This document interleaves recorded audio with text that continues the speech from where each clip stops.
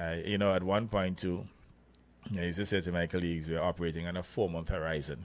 You know why I said a 4-month horizon? We had one seat majority. And we had 2 members in their 70s, and one was just about approaching 80.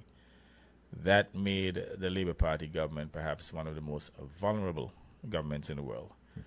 But despite the vulnerability, we knew we had to manage it as well. And, from time to time in cabinet too, I would have spoken to my colleagues about, maintaining good health, exercising, eating properly, getting good rest, and so on. So we're mature enough, to speak among ourselves and to ensure that, we try to keep healthy in order to carry out the work of the people. But I would have said to members of the executive over a period of time and repeatedly that the people of this country will see a resurgence of our administration, and that in due course, I'm quite sure that our administration will be celebrated as one of the most resilient administrations in the history of this country, recognizing the vulnerability or vulnerabilities that we had. Now, our political opponents at the time, they were actually wishing for the demise for 2 to 3 of our members. In fact, they used to brag that there'll be 2 to 3 by-elections and that they're going to be in government very soon. I don't know if you recall those discussions. I recall.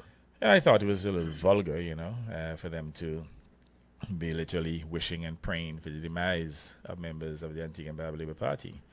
But they always say, be careful what you wish for. And they always say, when you dig one hole for somebody, dig one for yourself. Evidently, they were digging holes. But who ended up in those holes? To the extent now that the UPP is just totally decimated. And as somebody said to me, not even Bob the Builder can fix the UPP. They're like Humpty Dumpty. All broken. So, but having said that, we cannot afford to sit on our laurels.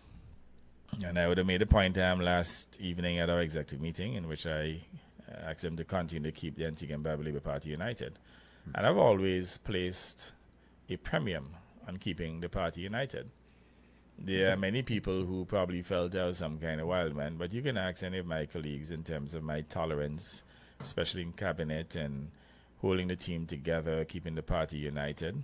It's very, very important. Without unity, everything falls apart. As I say, there's strength in unity. And I think it's to the credit of all of us within the Antigua and Barbuda Labour Party. And there are differences that despite our differences, we're able to hold institution together because we understood the paramountcy of the party. And we understood, too, that the unity of labor is the salvation of our country.